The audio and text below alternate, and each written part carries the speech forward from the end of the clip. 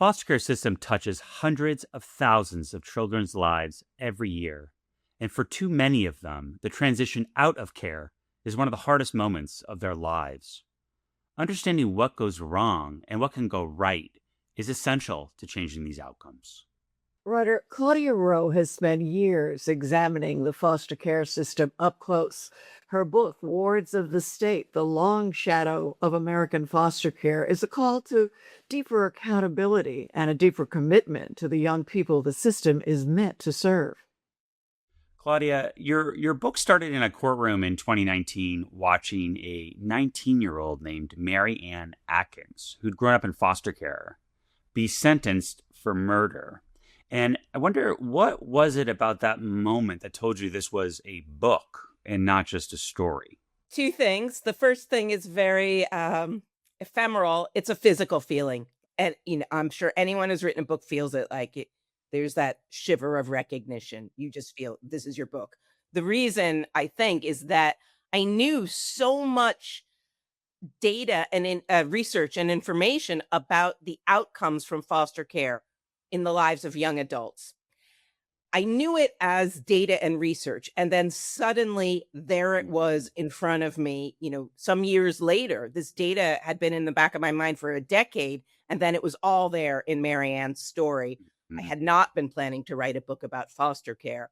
I was looking at youth crime. And then I realized, oh, this youth crime story I'm looking at, this is a foster care story. Yeah. I mean, talk about data. I think one of the statistics that you talk about, 59% of kids who age out or leave foster care will be locked up by age 26. And that really stayed with me. I came through the child welfare system myself, and that is not a number. Those are faces I remember. And it's utterly devastating to realize it's almost 2/3 of kids. What is this mechanism that is so reliably producing that outcome? Well, one of the things that's so important to understand is a huge portion of that number you cited, that 59% who will have been locked up by their mid-20s. For a great many of them, it's while they're being parented by the state. They're locked up in juvenile detention. And the mechanism for that is, the research in the book kind of lays out 4 paths that are sort of part of almost every adolescent's foster care experience. And they seem to lead right to lockup, and they are running away. Incredibly common behavior, running from a placement. A lot of people don't understand, for many youth, as you know, it's running toward rather than away. You're looking for your parent who might be on the street, or your siblings who you've been separated from, or other kids on the street like you. But you're likely to get hungry when you're out there with no money. You shoplift, you're going to juvie, or you're trafficked, likely going to juvie. So running is a really common experience for adolescents in foster care. Group homes, if you're not adopted or reunited with your original family, group homes. A lot of kids steal from one another in group homes, very violent. Staff call the police, you're going to juvie. So those are 2 mechanisms that are like, while you're still in care, that seem to lead often to lockup. Then broken adoptions. A lot of people don't realize the number of kids who are adopted out of foster care, which is part of foster care's stated aim, permanence, finding a permanent family. But a lot of those arrangements fall apart pretty quickly. That happened to Mary Ann. And I was really struck by the number of young people who reported some kind of experience with lockup, who also had broken adoptions. Really interesting area to research. The federal government didn't even systematically track failed adoptions from foster care until like 2010. It's pretty recent. The system has not publicly confronted those numbers. Claudia, David, because of his experience, thinks because it's easy to give it back, to give an adopted child back, when things get difficult. I think so many kids, including Mary Ann, including even myself, I didn't know. I think a lot of people don't know you can be unadopted. Like Mary Ann had no idea. She was shocked that even though she had given her adoptive family a lot of trouble, she scared them. But in many ways, I think she was testing them. How much do you love me? Right. And maybe not that much. I mean, Yeah. they gave her back within 2 years. Yeah, tell us why she was in jail, though. I mean, it was the story was incredible at 6 something that she did at 16. Right. So Marianne was known as a chronic runner. And in fact, her last placement, after her adoption fell apart and her adoptive parents had severed their legal responsibility for her. She was taken back into the system, placed in a new uh, foster home with sort of a group home. It was not officially a group home, but there were about 6 Mhm. teenage girls there.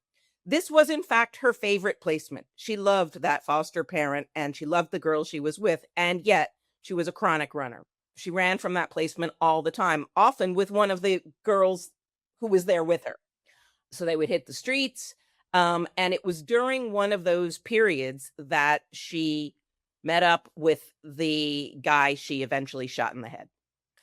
So Mm. she was on the run from her placement. Um, a lot of questions about what this guy, who was an adult, yes, a young adult. He was 21. She was 16. If their ages had been slightly different, there might have been a statutory rape situation. But because she was 16 and she had been 16 for like 2 or 3 weeks, she was barely 16. That over the line date affected a lot of things with her case. She was automatically charged as an adult because she was 16 when she shot this guy. So because of her age and the seriousness of her crime, and that resulted in adult charges, adult sentence. Had she been 15, had it been a couple of weeks earlier, there Mhm. would have been a hearing to determine whether an adult charge was appropriate. Um, Yeah.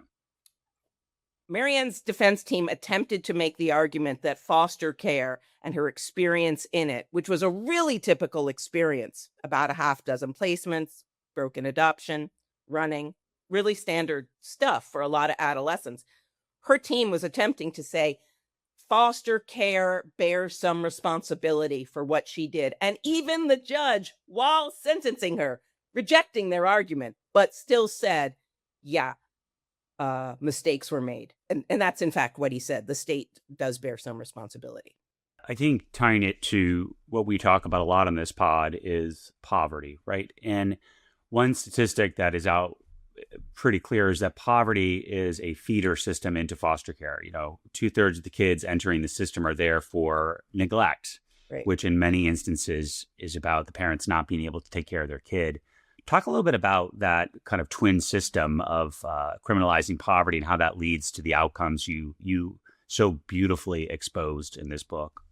There are no middle class kids in foster care. There are no affluent kids in foster care. We all know middle class or affluent kids who are abused or neglected.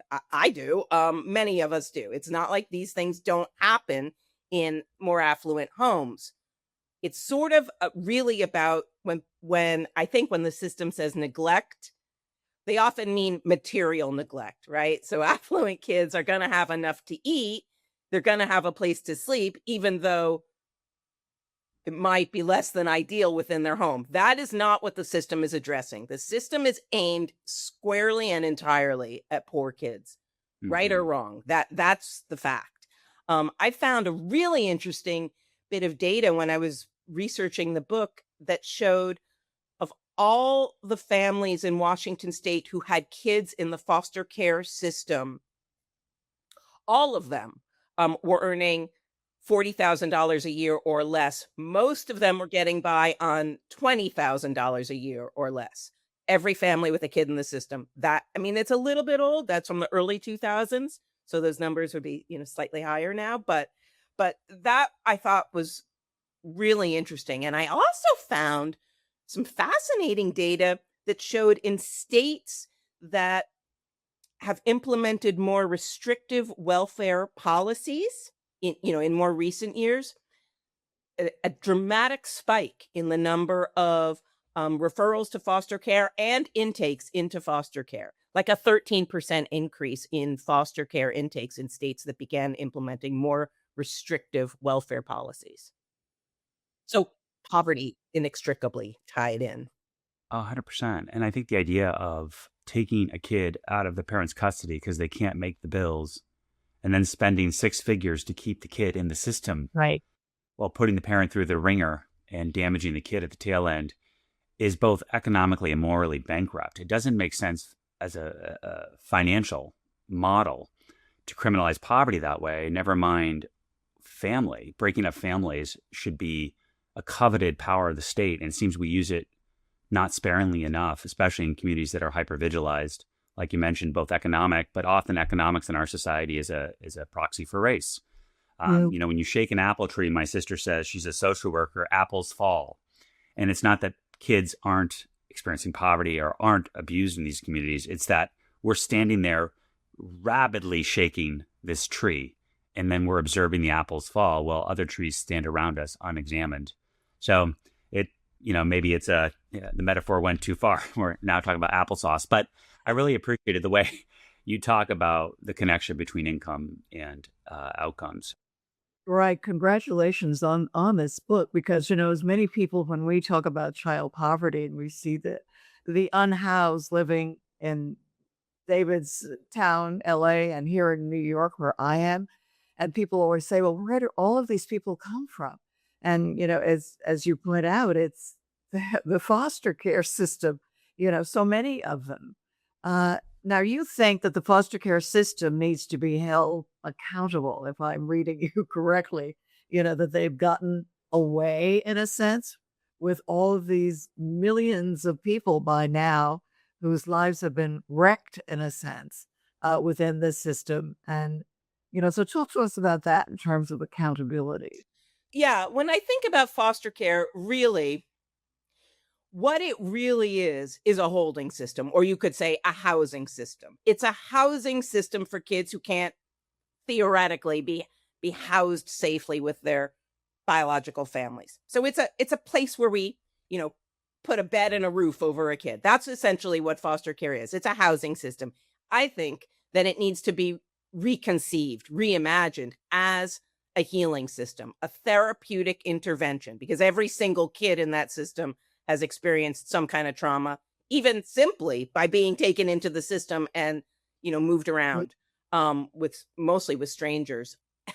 As you know, huge numbers of children in the foster care system are drugged, right? Their behavior is managed with cocktails of psychotropic drugs, anti-anxiety, antipsychotic, drugs to sleep, antidepressants, all drugs never formulated on, for use on children. But enormous numbers of kids, including the young people in my book, have been sort of monitored and modulated on drugs, for like their childhood, right?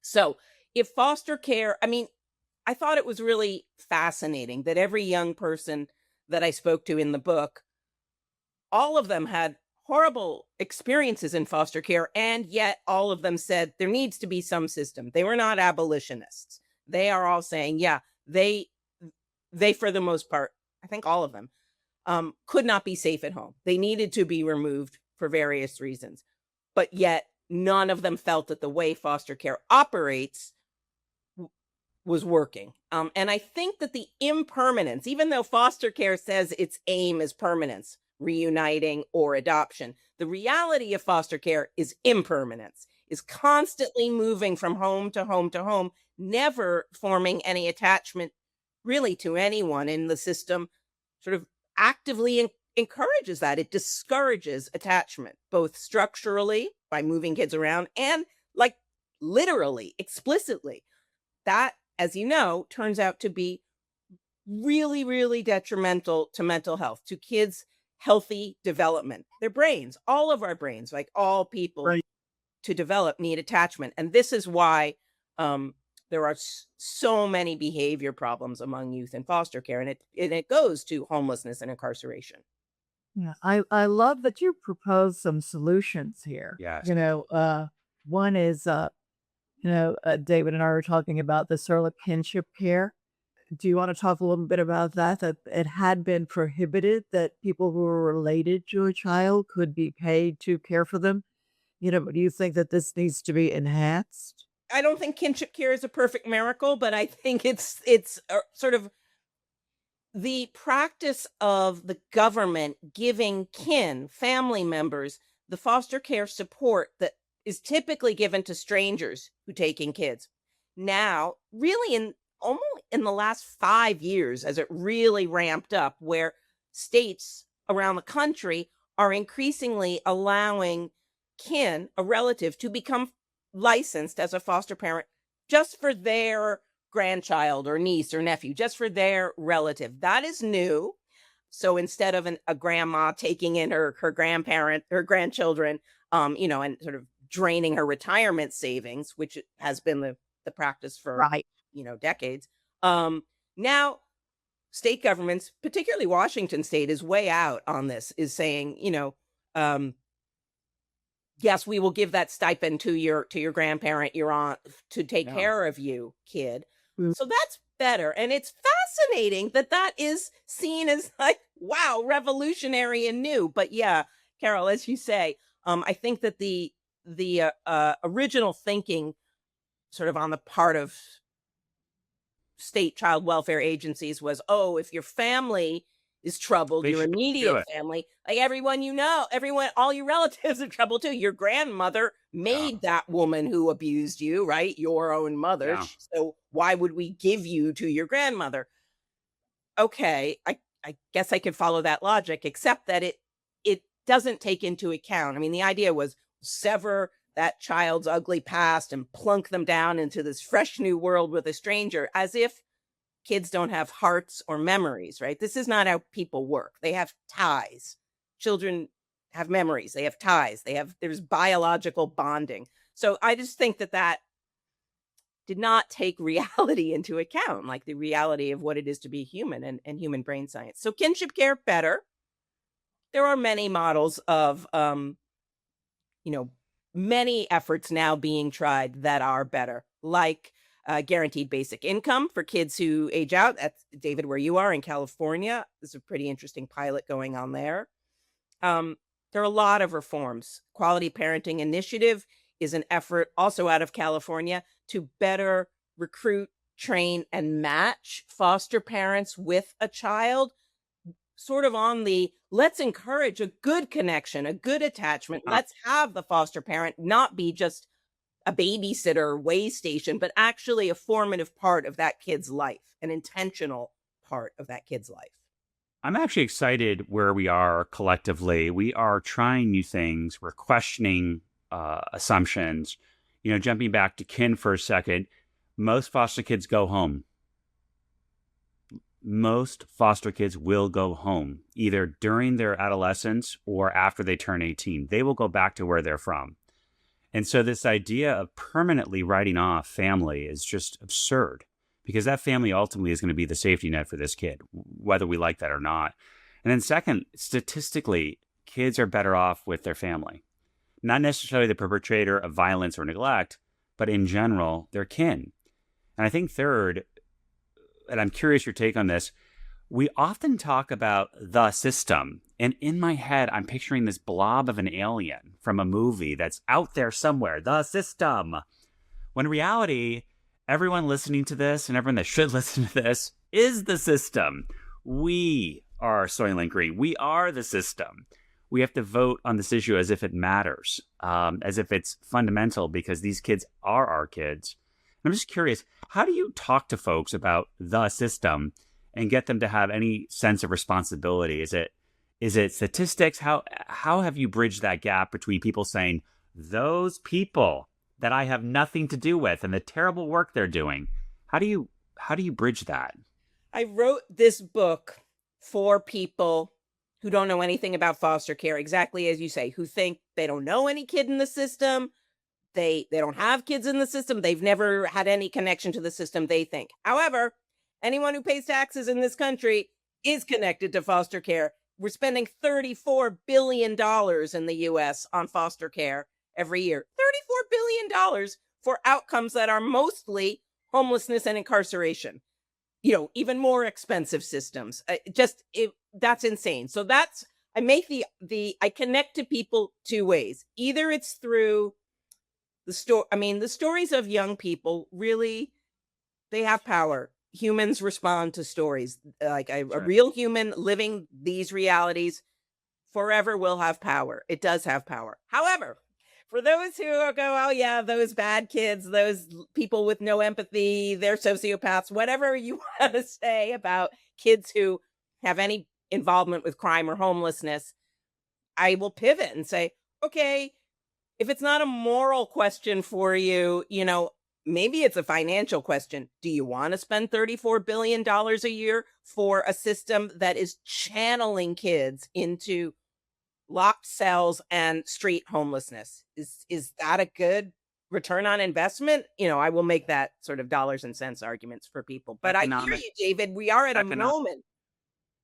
We're at like a powerful moment of this connect the dots thing is landing. This thing of, hey, foster care, which is almost like an invisible system because everyone in it is a minor, is powering these incredibly visible systems. Homelessness and our carceral system, highly visible. This connect the dots thing, people get it now. So I want to stress test with you. So I think we need to think radically. And in my book, I talk about some of the ideas that I've been working on for my entire life. And I am constantly asked in my own advocacy, don't foster parents do it for the money? And two things, A, I don't want to flip off someone who's intellectually curious about a system that I want them to be curious about. But it sort of it has kind of racist and classist kind of annotations to that question. And what I've gotten to thinking about, Claudia, is so what? And what if, like, thinking radically for a second, what if we paid them? No one listening to this volunteers at their job. It is a job. And we give them a stipend of some sort. But I think if we think radically, we have to try big things to change big systems and achieve big change. What about ideas like that strike you? Are there other ones out there that you think we should talk about or pilot or try? What are some of those big opportunities, big swings we can make? Professional foster care is what you're talking about, and that has been sort of discussed for years. I think that is sort of the underpinning of QPI, Quality Parenting Initiative, that I just spoke about. It doesn't say professional foster care. They don't use that term, but that's essentially what it is. It is a much more intentional choosing, training, monitoring, like bringing that foster parent up to be sort of part of that kid's treatment, essentially, like a therapeutic intervention. So I think that there's a lot to that. The thing about money, I mean, this it comes up all the time when I talk about this. People ask me that question all the time. And then there's a parent in the book. She's Tasha in the book. That was, Marianne's last foster placement, the place she loved the best. And Tasha said to me, yeah, I do this because I like kids and I like money. But she was straight up about it. But she, in Washington State, and I think this is true most places, you're supposed to have another source of income other than foster care if you are being a foster parent. So Tasha runs a restaurant. But to your point, how much monitoring of kids, how much raising of children can you do when really your whole job is somewhere else and the system is treating you like a babysitter, essentially? So I think that there's actually a lot to your point. I know your book is having a tremendous impact. You are reaching people who have no idea that all of this is going on. It's like, I mean, as both you and David say, it's out of sight, but costing the entire country so much money with such poor results. So I want to thank you for, the work that you've done in this book, and congratulations on being a finalist for the National Book Award. That's a big deal. That means that, so many more people are now aware of this foster care crisis, and we have you to thank for that. Right. Thanks so much for being with us. So glad to talk with you today. And I really see that award thing as judges saying, this issue, it's time, right? But it took your craft to bring data and story together. And that's really how change is. We need the story to open people's hearts, and then we need the data to change people's minds. And I think you marry those so effectively in this work that it will be, I think, the reason a lot of great policy is thought about and changed in our society. And I applaud you for that on behalf of a gajillion foster kids and foster families and bio families that are negatively impacted. Thank you for that incredible work, incredible stories. I encourage everyone to buy several copies and donate them to friends as holiday gifts and say, these are your kids too. That should be the message. Thank you. And it's not too depressing. There's some human spirit and hope in those stories. I just want to tell readers who fear that it will be too sad. It's not too sad. Beautiful. No, it's Beautiful. a beautiful, beautiful book. And David did a blurb for it, Yes, thank you so much, David. Fantastic blurb. So we're all big fans. Thank you so much, Claudia. Thanks. Have a great day, all.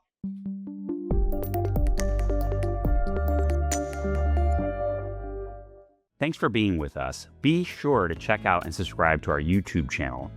You can also find more information about our guests, and we have show notes and all of that, and about the podcast and the other events and volunteering that we're doing on our website, theinvisibleamericans.com. Thanks for being with us today. We will see you the next time.